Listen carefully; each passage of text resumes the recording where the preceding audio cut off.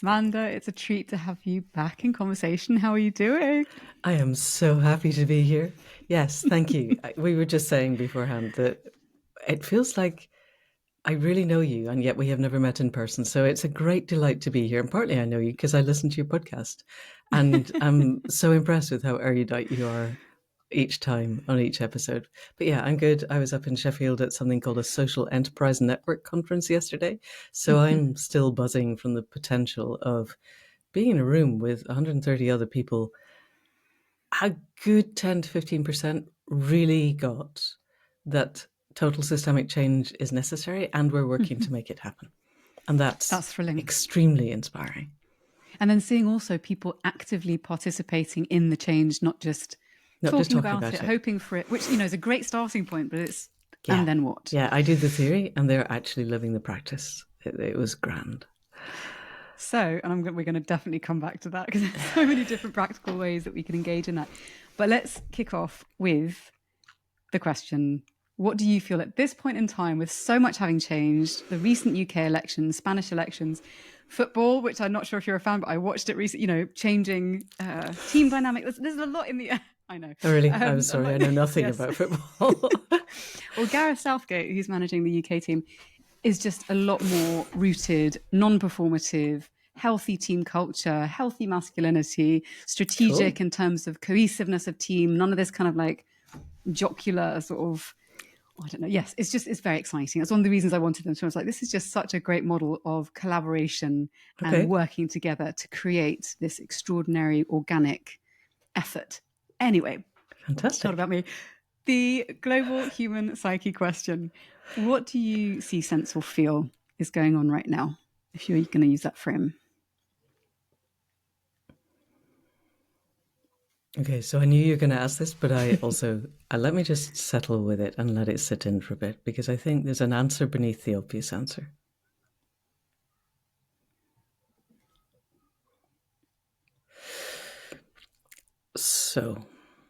So I think there are layers to what's happening in the global human psyche.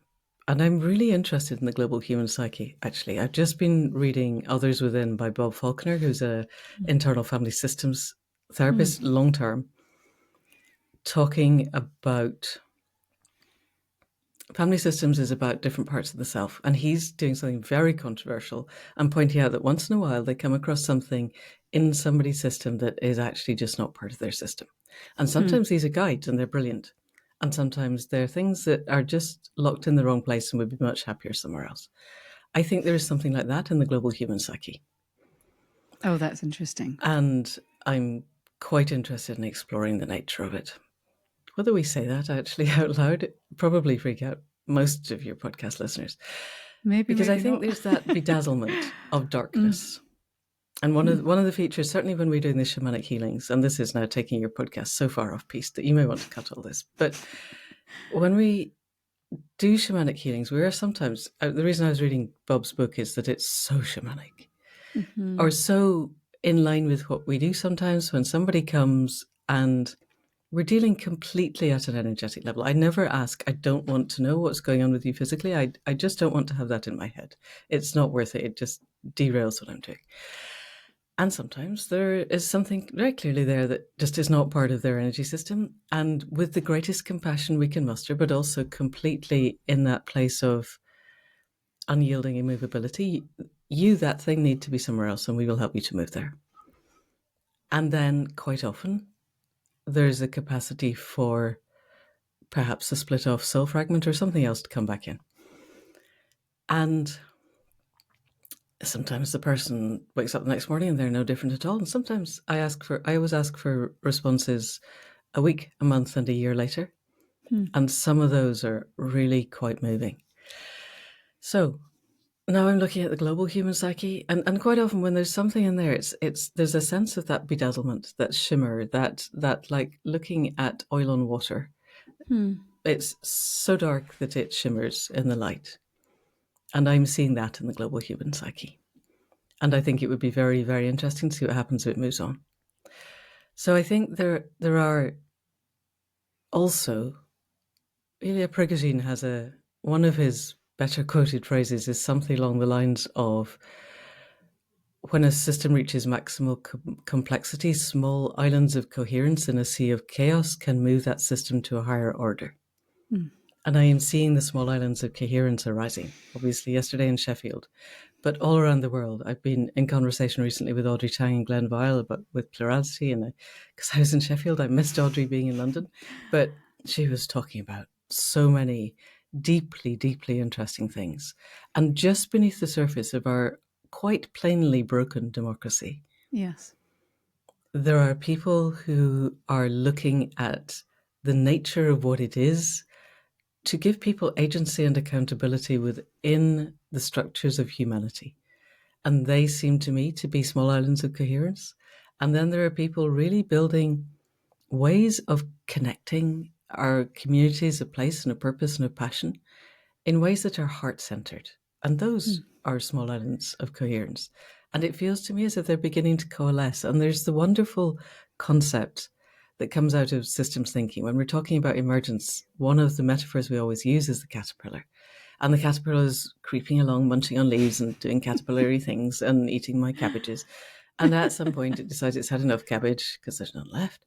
And it spins itself a little cocoon and it turns into a pupa. And then it dissolves into DNA soup. It just loses all structure completely.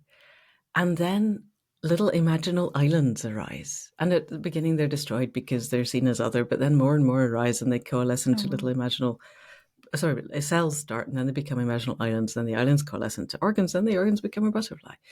And if you and I dropped down from Betelgeuse or Alpha Centauri or wherever we think the aliens come from, and we didn't know planet Earth biology, and someone handed us a cabbage white caterpillar from one of my brassicas and said, what do you think this is going to be when it grows up? There is not a chance that we'd go, it's going to be a butterfly look, because it is emergence into a new system. Mm-hmm. And so it feels to me as if we're in the pupa stage, but there's something in there that's kind of blocking the little imaginal islands joining together. And I would really like to see what happens when it's not there. Does that make sense as an answer to your question?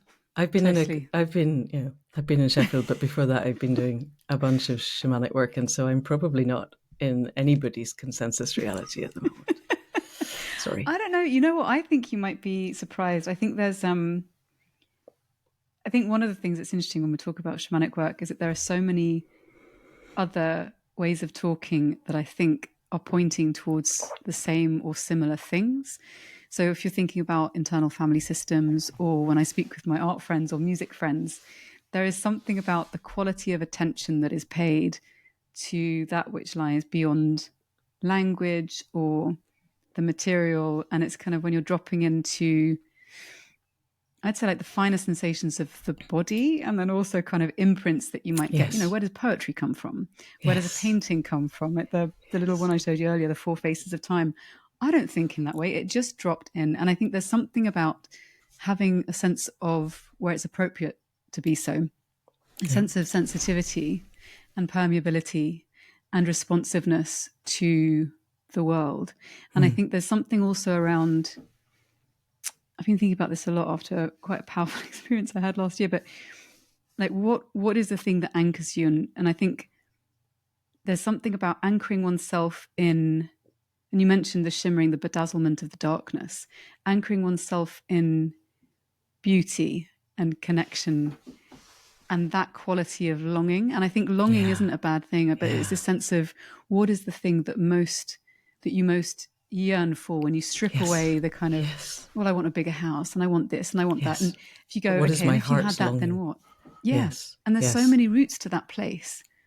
And I think translating the shamanic misplaced energies or schemas or cultural wants, like however you want to place it, I think many of us are living in ways that we're trying to shed that which is not truly us as a collective of beings. I mean, I think we're collections more, at least that's how I experience myself. Like, you know, a collection of a constellated self, perhaps. But I'm curious, thinking about the global system, And let's play with this role because it's so interesting to talk in this realm. Do you get the sense that it's more a singular force or movement or bewitching, if we want to use that, or enchantment? Or do you think it's something which is multiple? Good question. So speaking just as you answer the question, I think it's a single thing that has the capacity to wrap its tentacles and send little kind of amoebic splits of itself elsewhere. There's a concept of Wetiko or Wendigo from North America that I learned from Alnor Lada, this was a kind of mythology within the first peoples of the North Americas and probably elsewhere as far as we know, which was this thing, we frighten the children with it. This thing I don't think they did frighten their children, honestly, because I don't think frightening kids was a thing. But we know that this thing exists and that it can infest people. And it was sometimes if people had been caught away from the tribe in the snow and they'd ended up resorting to cannibalism, and some came back and some didn't. And the ones who came back perhaps had this inside them. And there were structures of social holding within that serotonin mesh of the tribe that were known down the generations of how we help this person shed this thing that's got into them, because otherwise it will infest all of us. And when they first met the white people coming across, they were all shocked because everybody had this inside them. And then I go back to Francis Weller and the concept of initiation culture and trauma culture. Are you familiar with that? Are your listeners familiar with that? I think possibly. It would be great to get an introduction if you're happy to. Okay. So Weller is a trauma therapist who learned from Patrice Malidoma-Somé, who wrote Of Water and the Spirit, which is one of the seminal books of our time. And Malidoma-Somé was kidnapped by Jesuits as a child. By the age of 12, had decided he never wanted to have sex again because he didn't want to inflict that much pain on anybody. Wow. It makes my blood vaporize, frankly. But at 16, he escaped and he crossed Africa back to his tribe of origin. And he was technically too old to sit their initiation rites, to take their initiation rites. But because of his name, which had been given him in utero by the tribal shaman, and it meant something along the lines of who speaks between the worlds, they let him do this. And his book really details what it was to come with a Western mindset, a reductive mindset, a linear, complicated mindset into the world of what Tyson Yunkaporta would call right story, of things being not linear, things being complex, of connectedness to the web of life, and not having a clue what was expected of him in this rite. And until eventually he shed and he shed and he shed, and he did get it. And it's beautiful writing, and I think it's really well worth people reading. So he's been teaching Francis Weller, who's also a trauma therapist. And Francis has come up with this binary, and I'm not fond of binaries. I would also like to say I'm not othering darkness when I'd say this black thing is shimmering. I think, they're amazing. I work with crows. Black is wonderful, but this particular thing does what it does. Anyway, initiation and trauma. So initiation cultures are characterized by episodic, intermittent, contained encounters with death. And birth is one of those for mother and child. Death is one of those. Death is a rite of passage. And if we take it as that and we step into it with full awareness, then it's something to be met with joy and courage. The one that we tend to fixate on because we don't have it is the adolescent one. But anywhere along the line, there can be these. The containment is held, that's the point. And it's held by the elders and the shamans, and not all elders are shamans, and not all shamans are elders, but both of those. By the serotonin mesh of the tribe, we can talk a bit about that, and by the land, and everything on the land, what we would now call the more than human world. The rivers, the mountains, the rocks, the crows, the trees, the lions, if you're in Africa. Everything there is part of that web. And the point, particularly with the adolescent one, as a child, and I think our culture expects this, children in an initiation culture, infants, are born into a place of cherishment. Their needs are met, if they can be. If they starve, it's because everybody's starving. If they have food, it's because everybody has food. There's a woman whose name I can't remember who a white woman who was a professor at the LSE and also at the UN, and she ended up marrying into an African tribe almost by accident. It's a really interesting story. And she said it took her months to work out with the toddlers which mother had given birth to them, because any woman who had milk would suckle them. It didn't matter. Oh. It wasn't actually important whose mother had given birth to them. They were the children of the people. And their every need was met. And then they get to an age where that needs to stop. And what happens in this initiation, this contained encounter with death, is that the initiate is pushed to the edges of themselves, to extremists, and has to ask for help. And before, they've never had to ask for help. Everything has been given. Now they have to ask for help. And they have to have the capacity to hear it and receive it and bring it into themselves from the elders, from the tribe, and from the land, and in appropriate cultures from the ancestors. And if you can't bring it in and receive it, you're not going to get through. It's like a lot of the shamanic trainings. I was offered a training years and years ago by a Central American shaman, and it was going to be between, or medicine healer, not Huichol. Anyway, it doesn't matter. Medicine healer. It was going to be between 12 and 20 years.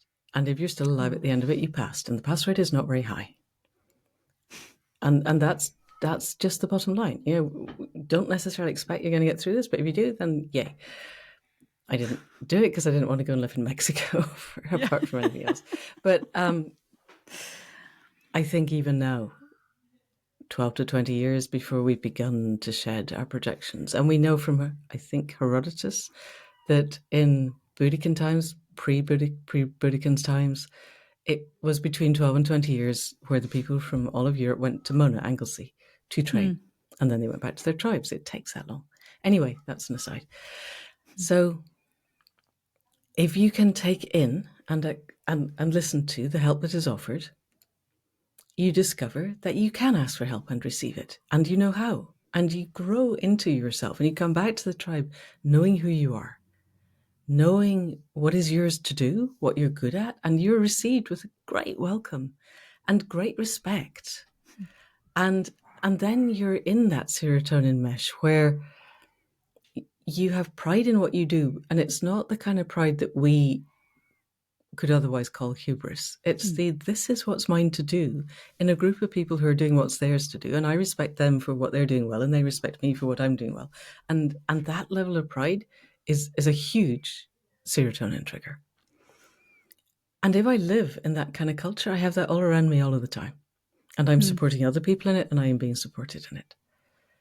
Something happened, according to Weller, and I see no reason to disagree, between 10 and 12,000 years ago in a part of Europe, and severed that capacity to receive the help and that understanding that contained encounters with death were both necessary and possible, and that the help would arrive. And so we end up in a culture that doesn't know how to ask for help or receive it unless we really, really work at it. And we don't have that sense of the serotonin mesh. We just have traumas that stack and stack and stack and stack until they overflow. And we live in a culture now where the trauma stacking is spectacular.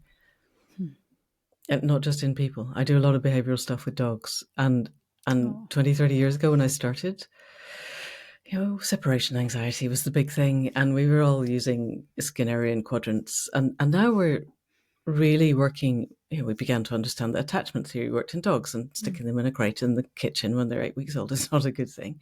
And, let's take this young thing that's just been separated from everything it knows and give it the attachment that it needs. And we're using trauma-informed care in dogs. I was on a webinar a month ago, say, and with someone who's right at the lead of this trauma-informed care in dogs, and she said, I wake up every morning and I pray for something as simple as a separation anxiety, and I haven't seen one in months, because we are seeing really complex behavioral catastrophes in dogs, because they are in the energy field of all these people who are trauma stacking to the point where it's overflowing, and no resilience and no micro repair paths, and they don't have the little dopamine hits that are keeping us anesthetized. So they are the canaries in the coal mine, I think, one of the several canaries in the coal mine. Yeah. So initiation culture, contained encounter with death, trauma culture, we lack that. So for me, one of the questions is, how do we move our dopamine addicted culture to a serotonin mesh culture, we are not going backwards. We don't want to, and we can't. How could we, though, move into a place where we have that sense that we can ask for help of the web of life, of elders that we trust, of our people, of our tribes, our communities of purpose and place and passion, and feel held? And I don't have answers to that, but I think that question is useful. But in answer to your core question, I'll shut up in a second. I'm sorry, I just talked relentlessly for 20 minutes. Is I think that when that trauma happened, that's when something came in. And then it has got us spreading it around the world really well. And I think it's about time it wasn't there. And possibly saying this in open mic might cause blowback, but we'll see. If I go under a bus very suddenly, you'll know why. No, you're not going under a bus. I will endeavour not to. Or anything else anytime soon.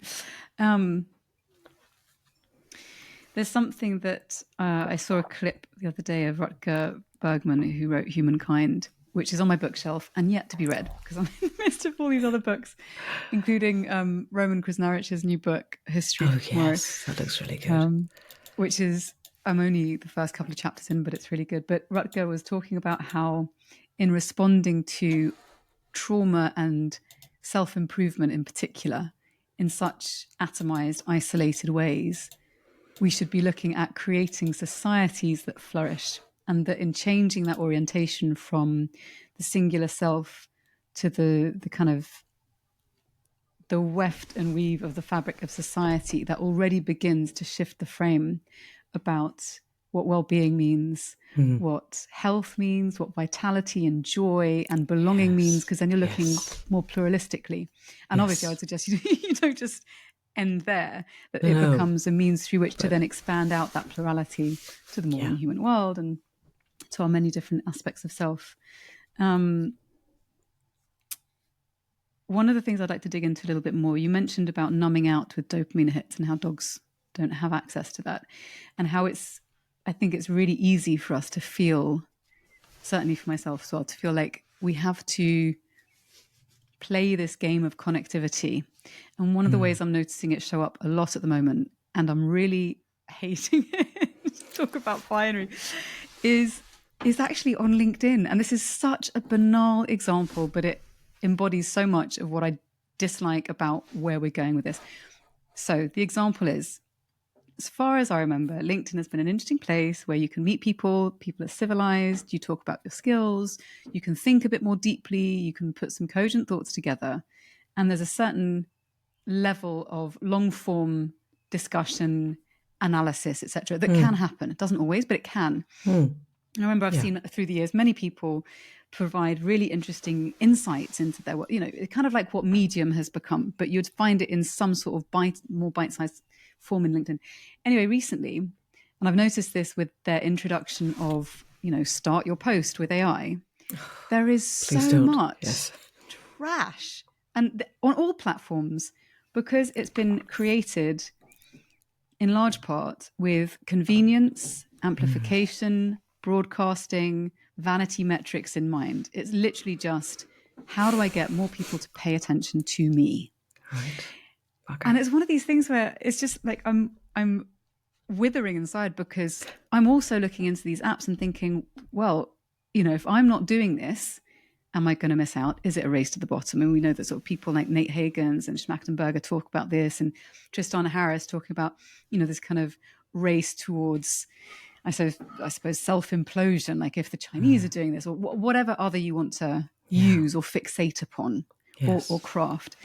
And so my question to you is, when it becomes so patently obvious that what we're engaging in is not pleasant for us, it's causing great strain to other people, it's contributing to the issue, but at some level we have to play the game. We feel we have to play the game.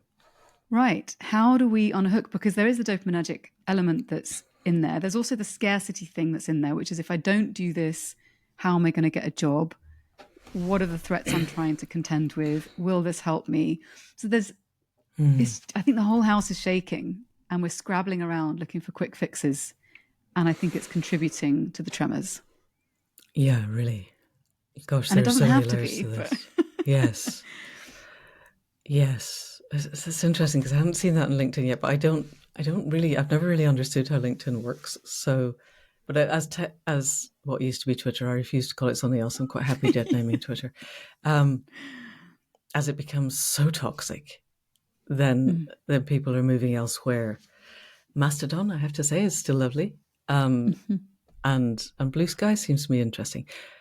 Audrey Tang is no longer the digital minister of Taiwan as of late May, and is now teaming up with Frank McCourt to potentially endeavor a buyout of TikTok, a community buyout, to turn it into something called WeTalk, which would then have a completely different algorithm.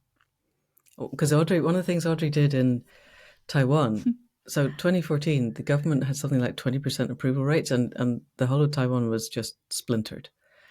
And they had the Sunflower Revolution, and Audrey was central to that. And they did the forking the government, and Audrey was central to that. And then Audrey eventually was invited to become digital minister and was the youngest digital minister, possibly the only digital minister on the planet. And as part of what she did, they completely reconfigured how social media worked in Taiwan, so that the screaming at each other from the margins and presumably now using AI to try and garner attention just didn't get any attention. But what did get attention and help was building bridges across divides, cultural divides. And then they could use that bridge building mechanism to throw out some or other governmental, here's a problem that's been given to us, what do you all think? And harvest ideas. And the people, there was no capacity to comment. So people would put an idea and you couldn't like it or go, no, this is a shit idea because this.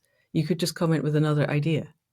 And eventually the nature of that is that people begin to use each other's ideas to build consensus. And then they would take that into government. It was as close as we can get at the moment to an actual distributed democracy. And the government in Taiwan now has 80% approval rating, which governments in the West would give their eye teeth for. So this is back to Schmachtenberger of show me the incentive and I will show you the outcome. And the incentives for our existing social media are to enrich the people who pay the people who design the algorithms.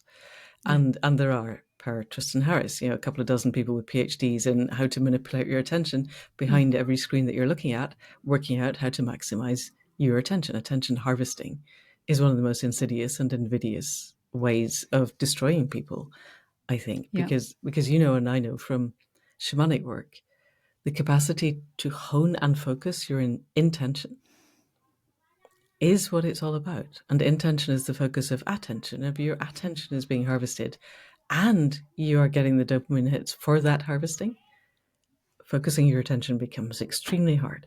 And I think the capacity to focus intention is one of the most powerful things that humanity has. But it is being destroyed in real time. So I think the fact that there are people who are contemplating doing that differently is really exciting. And then I think things like the Fediverse in its various forms, and Mastodon is the only bit of it, as far as I can tell, that really works at the moment, but maybe that's just the bit that I've learned out how to work. That's a different thing. It's different and it feels different. And it felt very different before October 22 when Musk bought Twitter, and then it really did change, but it didn't change into Twitter. It changed into something that still feels collegiate, and I think that's partly to do with the server model and partly to do with the fact that it isn't doing its best to harvest our attention.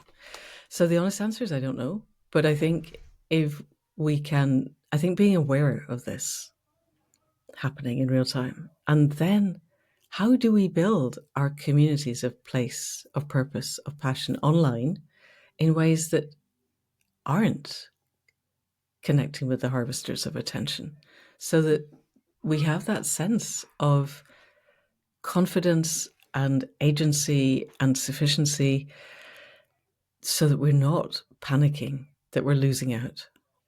I don't know how we do that, but I think if we could do that, then our worlds would be very different, and our capacity to move within them would be different. So I'm going to jump on this little opportunity as we're talking about intention and shamanic practice and distributed democracy to talk about your book, which I know for you, you're already onto lots of other different things, but many people not yet have read it. this, Any Human Power. Thank you. Is absolutely wonderful. I was so gripped by it, and I got an early coffee, which felt like such a cheeky treat. It's like going to the sweet shop and you get a free bag of sweets. It was absolutely delightful. And one of the things, I mean, there's so many things that I loved about it, but one of the things that felt so shimmering to me in its kind of allure, that it takes you on these journeys with Lan, who's, I mean, there are many protagonists, but it opens with Lan's story. And I don't want to say too much about it, but one of the things that you weave into the work, the book, the story, are people's experiences of dreaming and these kind of mystical, some might call it metaphorical or archetypal or shamanic vistas that put us in contact with ways of honing attention to root ourselves down, to be able to expand or focus our attention in different ways. Yep. And there was one scene in particular, which, I mean, there's many scenes that I loved, but one of them was where one of the young men who's gone through a really difficult time has to anchor himself like a mountain. Yeah. And it was just so transporting. And I wanted to ask, for those of us, you know, definitely read the book, everyone listening and watching, but for those of us who don't necessarily have these sorts of anchoring, honing of attention types of practices, what might be a good place to start? Because I think that's also an inoculation against, it's kind of the rooting in. That's true. So that if your top leaves are getting chopped off or chewed off or whatever, there's a system. Yes, how do you center ground and if you need to shield? Yeah. Yes, yeah. Okay, so 3 answers arise. So the first is, I did try to write that into the book because Lan is taught how to root before she has to ask it of Finn. The crow teaches her, shows her how to do it. So there's a kind of, depending on how one reads, for me, the writing and the reading process are highly visual, but there's a kind of kinesthetic background to it. And so I've endeavored to create that, the kinesthetic sense of what it is, really to put roots down into the earth. And partly that's because for 20 odd years of teaching the shamanic work, the first thing I teach in any workshop before we even introduce ourselves is centering, grounding, and shielding. And I'm not about to go through it all here, but I do think you're absolutely right. It is. I'll do what I can. That it's foundational. If somebody freaks out and leaves, at least they've got that. It's only ever happened once, but it can. It's a possibility. But I want them to have that, and then in Accidental Gods, I teach a kind of an online, ongoing course where I'm endeavoring to help people towards conscious evolution, and I put the centering and the grounding and a bit of what we call the sun tree in there, really to give people access to that without needing to come onto the shamanic stuff. However, for anybody listening, it's not hard. It's knowing that we need to do it, I think, and remembering to do it. We set it up as a morning ceremony and then as a daily practice, so that, like brushing your teeth, it's just in there.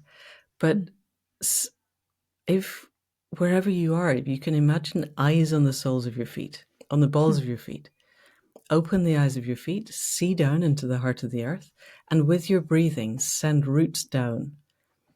We do an actual action where you breathe in and draw the energy up, and as you breathe out, you go down and send the roots down. Send them down into the heart of the earth, through the topsoil, through the subsoil, through the rock layers, through the magma layers, into the white hot molten metal at the heart of the earth, and then send them out, growing smaller and smaller and smaller as they go out, until you've got a root ball that is the whole of the earth that's feeding up through the eyes of your feet. And if you want to, you can send a third root down from what we call the first sun, or the first chakra, the first energy center in your pelvis. Send that down, then you've got a tripod. And at the same time, you need to connect the crown of your head up to the heart mind of the universe, or the heights of the sky, or whatever you want to call it, so that you are balancing between the two. I think humanity, for me, one of the functions of humanity is to be that balance between the heights of the sky and the heart of the earth through our heart. And so really just sending roots down consciously, or you go and sit with your back to a tree. The roots of the tree are going down as high as the tree is going up. If you pick a good big beech or an oak or a sycamore, whatever is native to your land. I know sycamores are not native to Britain, but there's a lot of them. It's okay. Ash trees, lime trees, whatever, something big enough that you can lean back against it and really have a sense that its roots are bringing up through its trunk, out through its branches. There's a cycle happening. And you can be brushed by that cycle. People get a bit worried about giving their stuff to the tree. Honestly, it's okay. Let it come up, come through you, go out, and your roots are going down with its roots. And so that's more of a sitting one. But just knowing that grounding is core to who we are, I think, and walking barefoot on the land. I had a bunch of people in Sheffield yesterday. We're in the middle of the town. It's like, I want you to all go and walk barefoot on the grass, and I don't know where the nearest grass is. I don't know how we do this, but just imagine yourselves grounding. It's it's better than nothing. But being in a place where you can walk barefoot on the land, or into the sea, or into a river, and really feel that the earth and we are not separate. I think grounding gives us the first inkling of that. Did that make sense? Yeah, it's lovely. It's funny, isn't it? Because it's one of these things where, maybe 10, 15 years ago, certainly when I was growing up, it's like barefoot hippies. I quite like the idea. It was like a slur that you might sling at someone who's decided to go walking through a field with their shoes off, which sounds insane not to want to do that. Well, I mean, okay, well, now there's ticks and stuff in much greater numbers than they used to be. Anyway, but then eventually, if you need the extra scientific sight, which is very helpful, the science catches up, and then we know about many of the benefits of actually being barefooted on the ground. And so there's kind of always this sort of openness to experimenting with things that actually make us feel better before often Western scientific knowledge is able to explain perhaps why it might be working. I know that Robin Wall Kimmerer talks about this a lot in Braiding Sweetgrass and other books that she's written. But yes. So what can we do to inhabit perhaps a less constricted, linear, scarcity mindset, exploitative heart-mind space in our daily days, in our daily practice, in our daily life, when so much of what we're engaging with is pulling us towards that, whether it's kind of paying the mortgage or whatever it might be. There are some very real consequences to not behaving according to certain rules. I don't want to say playing the game, because I think the stakes are much, much higher than that, especially when you see how much precarity people have to contend with.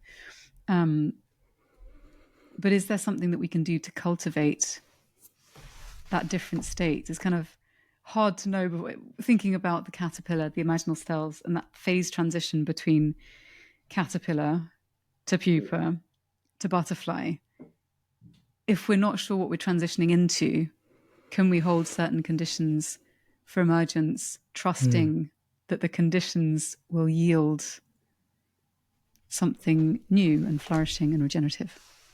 Yes.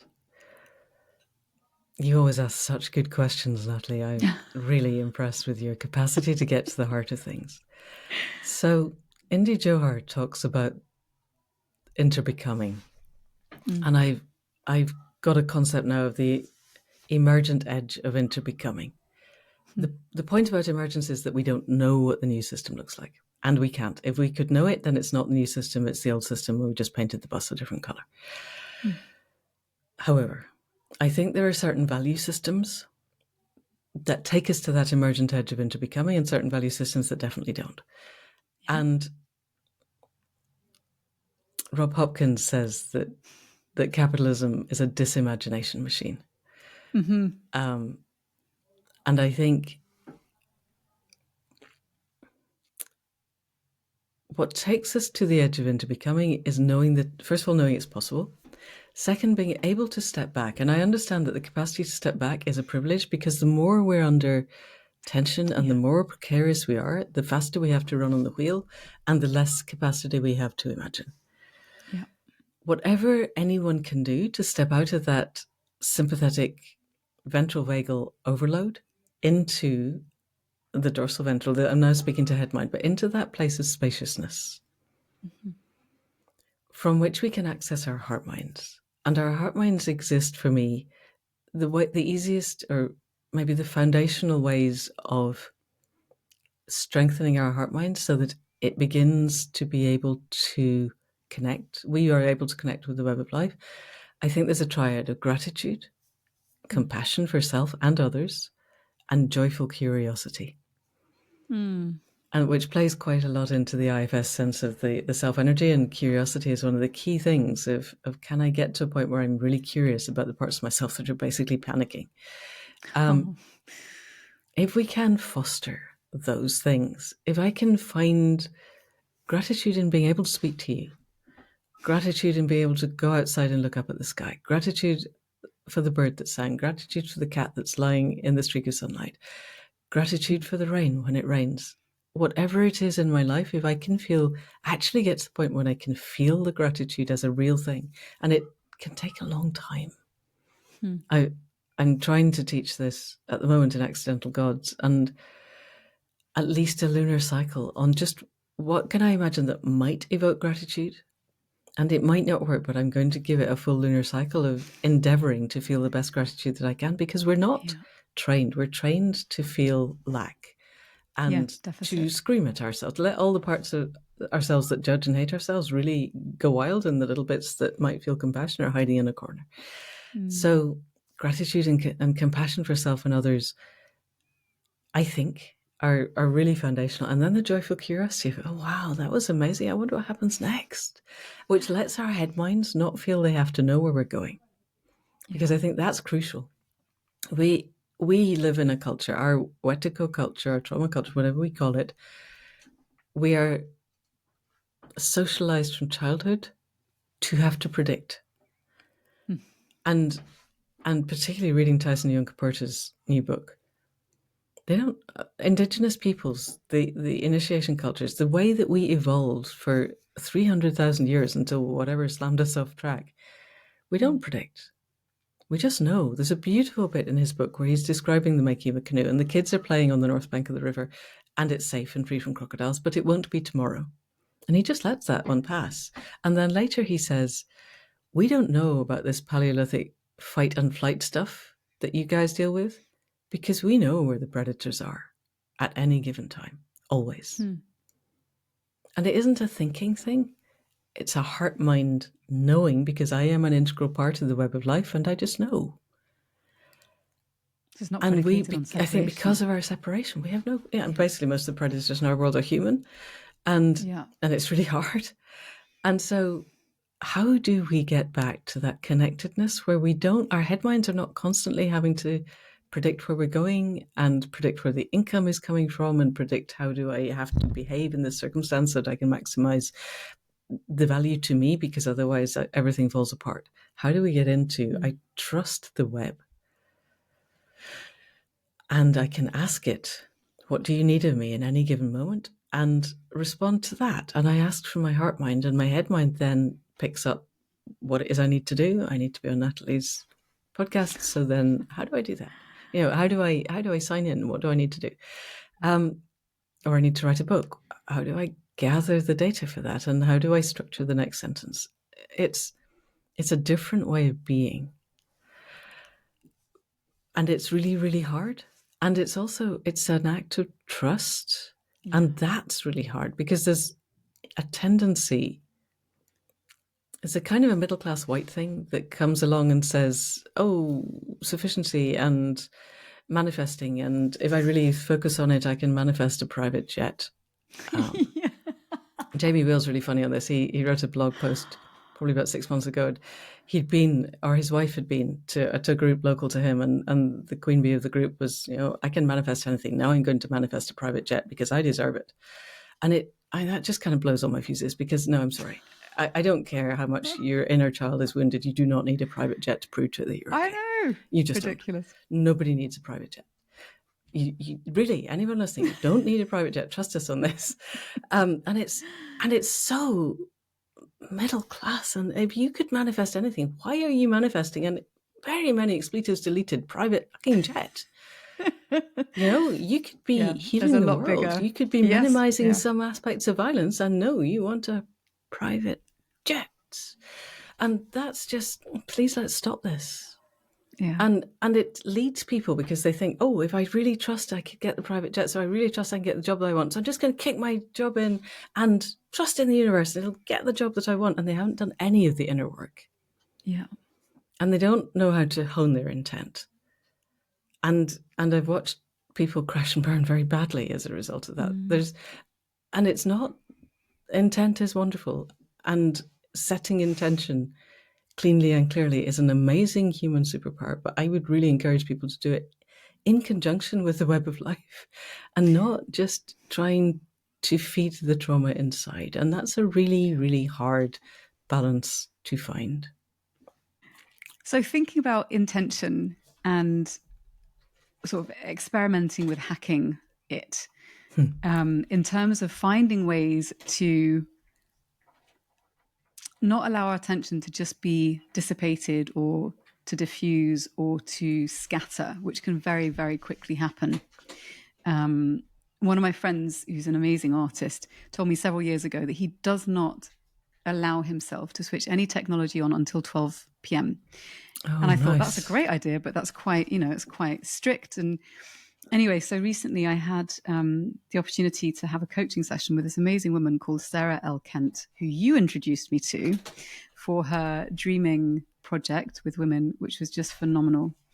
And what I landed on at the end of the session with her is that actually all I needed, and I know it's going to be different for different people, was to start my day with an hour where the intention is to commit to some kind of creative act. So for me, that's the painting, or it could be music or what have you.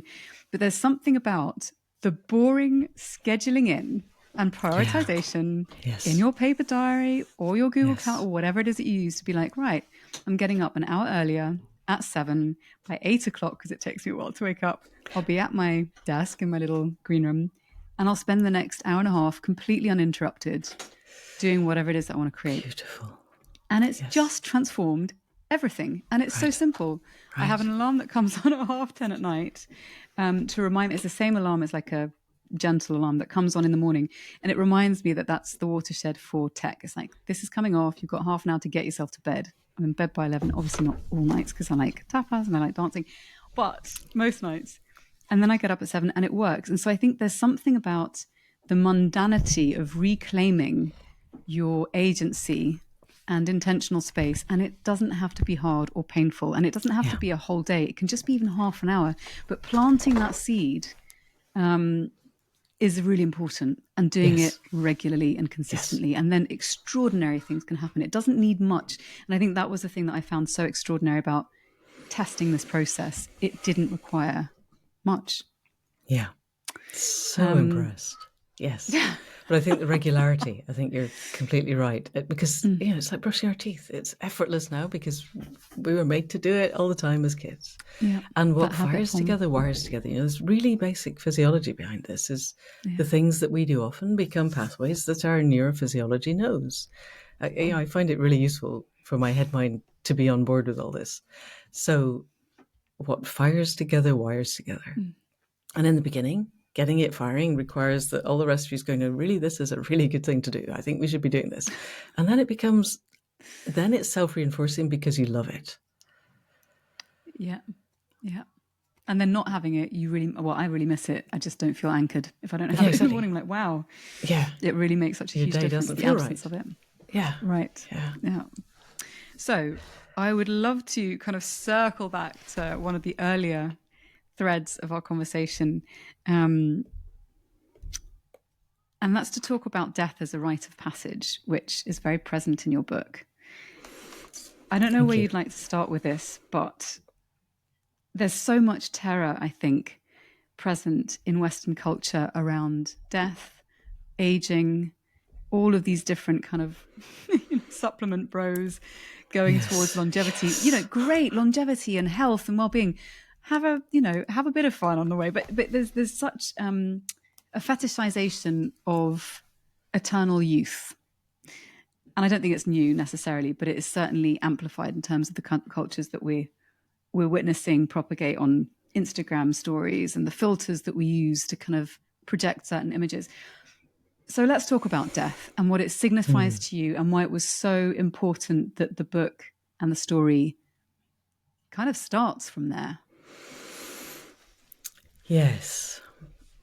I didn't know for quite a long time why it was important. The book arose out of my own shamanic work. I really thought I'd given up writing because the podcast got stuff out faster, frankly. And I didn't think there was time to write a book and get it out. Excuse me. And then I had this particular series of visions, which sounds much more exciting than it actually is. No, that's not true, actually. It was really exciting. But really core in those visions was that the opening scenes. And it isn't really a spoiler, I promise you, that the opening scene is Alana Penhaligon Lan, who's in her early 60s, and she's lying in a bed, and her grandson at 15 is at her side, and he says, when you come home, can we go up the hill and watch the crows go to bed, which is what I've been doing when the visions arose. And she says, no, I'm not coming home. This is it. I'm dying. You know this. We've had this conversation. There is no coming home from here.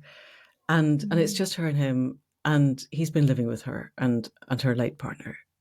And in the course of the conversation, he says, I just do not want to be in a world with you not in it. You're the only one that gets me, and I don't want to be here without you. And she realizes he's serious. And she says, I have no idea what comes next, which she should do because she's an anthropologist and she's studied death for the last 40 years. I don't actually know. I'm realizing that what I thought I knew and what I actually knew are not quite the same. But, I have some ideas.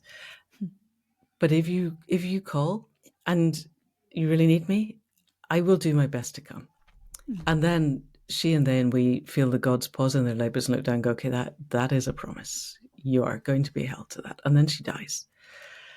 And then we see her navigating the immediate lands after life. But she doesn't go to what in the book we call the beyond, what in shamanic worlds I would call the lands of death. She's caught in a between place between the lands of life and the lands of death.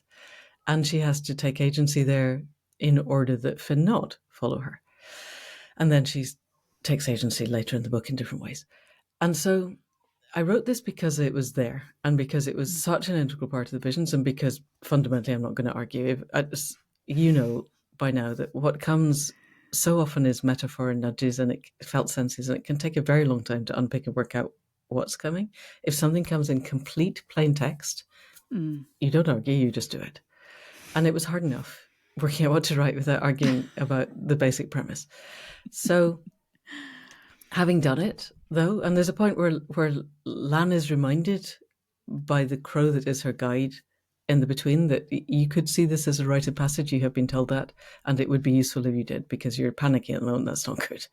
Yeah. And everything that I understand from the indigenous peoples that I've read of or worked with is that in we're calling initiation cultures, whole healed cultures, death is seen as a rite of passage. Caesar told us that the people he was fighting against, who we now call the Celts, saw death as they would take off a shirt and put on a new one. It was first of all, reincarnation is built into that, and they didn't see it as a big problematic thing. Eliot Cowan, who wrote Plant Spirit Medicine, I worked with him for a while in the States, and he tells very movingly of a First Nations person, a woman in the US that he knew, and she spent 3 weeks going around and saying goodbye to everybody and tying off all the loose ends, and then she went home and lay down and died. And even in the UK, I've known nurses and people in hospices, and there are people who get to the point of now is the time and it's okay. And I can make this transition and I'll be fine. And so all of the teaching that I have is that it is a rite of passage. And that if we can hone our intention, so intention is the focus of attention, if we can hone it and hold it through sleep, from the moment of sleeping to the moment of waking, if I can have a clear sense of myself, and this doesn't mean I have to lucidly dream or that I have to control my dreams, but I have to have a sense that I am who I am and that I am the dreamer, then when we get to this rite of passage, there is a reasonable chance that we'll be able to hold our attention through that as well. We see, in this framing, we see death as the deepest dreaming. And it is a passage, and it's a necessary passage. I find this whole, we can overcome death thing. It's like, what are you doing? Are you crazy? It's like being in school and going, no, we're never going to leave school. We love school. And you go, no, please let me remind you there's a world out there. I know you like school, but it's okay to leave it. I have a novel I outline kind of on a hard drive somewhere, and it's called It's Only Hell If You Remember. And the basic premise is that there's this old guy on a sidewalk, and all the smart Silicon Valley people walk past him and tread over him and ignore him. And we discover that he was the one who has had the near-death experience and was passing on, and then was made to come back because death is not possible. And he's extremely unhappy. Wow. So I haven't written it yet, but it's there. Because I did a huge amount of reading of near-death experiences and of people who have experienced loved ones who've passed on, but they didn't necessarily know, and they've come to say something. There was a really moving one. I can't remember where I read it, but it was a woman who, it's raining outside, and she's got 3 kids under the age of 10, and they're basically doing a wall of death, and she doesn't quite know what to do, and she's got stuff that she needs to be doing. And her dad turns up at the door, and she goes, "Oh, Dad, thanks." And she gives him a cup of coffee, and he sits down, and he helps the kids all make a jigsaw. And when they're done and they're all settled and they're all peaceful, he goes, "I've got to go on now. I'll see you later." And he goes, and as he's gone out the door, she gets a phone call from her mother to say that her dad died 2 hours ago. Wow. And there's too many of these to ignore. And there's too many of the near-death experiences. There's a really interesting place called the Bigelow Institute, who offered, I think, $2 million, but it might have been 20. I don't remember. It was quite a large sum of money to anyone who could write an academic paper that demonstrated the continuation of consciousness after death. And the 3 winning ones are up on their website, and they're really interesting. They have winning ones? Yeah. That's so curious. Really interesting. There's it's funny because in my family, on my mum's side, my mother's father, my grandfather, and his brothers were very close. And there's 13 of them, one sister and 12 brothers. Well, there was a second sister, but she died young. And in my family, there are stories of this, of dreams happening where my mum's cousin, one of them, was visited by her parent who'd passed away, and just said that a specific family member, "They're with me now, don't worry." Right. And she wakes up and that person's died. And that's happened so many different times in my family. Yeah. These stories of people showing up. And it's really compelling. Yeah. I think it really is. And our reductive world doesn't allow it. But when you read some of these accounts, and particularly the people who collect them, they say they'll go and give a talk somewhere, and everybody will be sitting in the front row with their arms crossed going, "No, that can't happen. It's completely impossible." And then afterwards, when they're at dinner, there's the queue around the table of them wanting to tell them their personal experiences of this. But when they're in company, they have to deny it. Yeah. And I would really consider it likely that everyone who's listening to this knows at least one person who's had an experience like this. Mm-hmm. And it's just our mindset doesn't let it be real. And yet, at some point, if we survive long enough, the human race gets through, the constriction point we're at just now, we're going to find out ways we can demonstrate it. So I think the other thing that occurred to me after I'd written this, I listened to a podcast somewhere, because you and I now are in the state where we can listen to other people's podcasts and we're doing work. Yay. And it was the repeated and repeatable psychological experiments where if you make people aware of their own mortality in our culture, their politics moves hard to the right. So people fill in a questionnaire, particularly in the States, and differently framed questions, and basically they're hardcore Democrats, and you've done that in a park somewhere or even in an office, and you stand them within sight of a funeral parlor, and they give them the same questionnaire. And they are many, many points to the right of where they were, and they're not aware that they've filled it in differently. Total reframe. total reframe. And I think a lot of what we're seeing, I mean, there's lots of reasons why various aspects of the world are moving to the right. Largely, Steve Bannon committed 50% of his time to Europe, and it is paying off because he's not stupid. But it's also at a level we are all aware that we're in the middle of climate breakdown. Yeah. The biophysical limits are being hit. The sixth mass extinction is happening. We have passed 6 of the 9 planetary boundaries, and the only reason we haven't passed the 7th is that the oceans are a buffer, and when they go, they're going to go really fast. We know all of this, and we're not being given the thrutopian visions of how we could move differently. So we have nowhere in our imaginal space to go. So what is left but panic and the sense of our own mortality? And then we move to the right, because there's somebody that the various panicking bits inside me can fasten onto, they're going to fix it all. Yeah. And the fact that all the rest of us is going, I really don't think they can, doesn't matter. Mm. Pre-traumatic, traumatic, and post-traumatic stress. Yes. But I think, again, this comes back to, it's weaving together all these different nodes in our conversation, but the islands of coherence and how it doesn't take a huge amount for someone somewhere to root down, to create rituals of gathering, belonging, welcoming. The tools are fairly simple. I was listening to a really beautiful interview between Krista Tippett and 2 women guests. I can't remember their names now. It was a while back. I really liked it because it's so vivid. I'm quite a salty-mouthed person. And they were talking about the shitting post as a rewilding approach. And they basically were putting this kind of connection between islands of coherence and shitting posts. And what a shitting post is, if you have a barren field and you put a post in the center of the field, some bird from somewhere will land on the post, take a cheeky poop. In the poop, there's going to be seeds, and that creates the initial propagation of the first plants that will then allow succession to occur and rewild the area.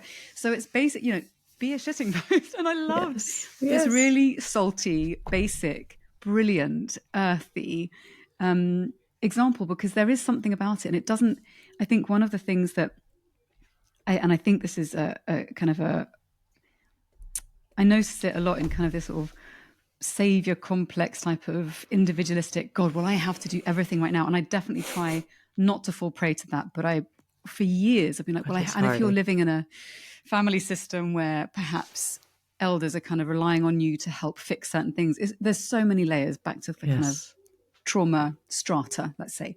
Yeah. But I think if you can get to a place where you realize you don't have to do it all yourself because it's impossible anyway, and that's part of the problem, that you can just pick your field, be a post, and what does that look like? Yes, what does that look like? What does it look like for you? So for me, when I had my art studio, it was having an open door every full moon, because I missed, here I don't yet have a garden, although we've got a backyard which we're going to transform. But at the moment it's concrete until I get the funds to transform it. But, we don't have gardens in the way that in the UK, there's a lot more greenery in many parts, not all parts. And so I wanted a way to connect back with nature, and so a lunar cycle felt good. And then it was like, okay, well, if people know where I am, they know when the moon is full, because then they can look up in the sky, and they come in, bring whatever they want to eat and drink, and we just gather and we sing songs.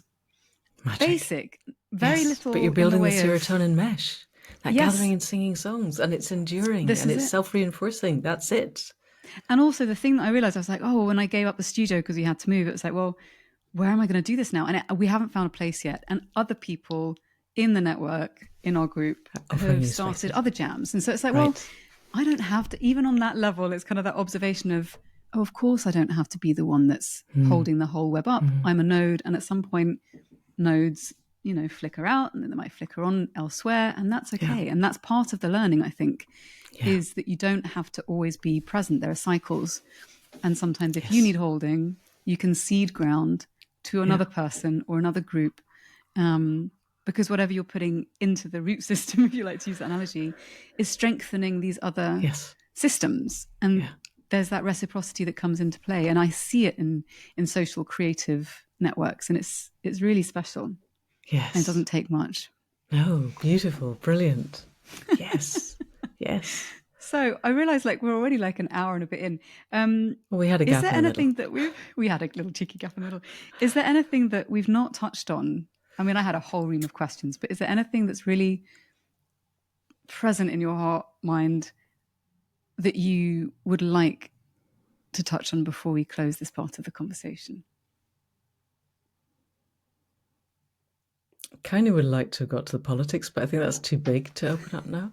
So I was thinking as you were talking about the shitting posts and the spreading and what we can spread, and that harking back to earlier in the conversation where that sense of precarity shuts down our capacity to imagine. And if we can find that internal spaciousness, however we do it, and your idea of an amount of time at some point of the day that I give to myself to create the space to settle. Sophie Banks has a lovely idea of micro return routes that bring me back to myself. What is it that gives me resilience? And it can be standing outside and looking at a tree, or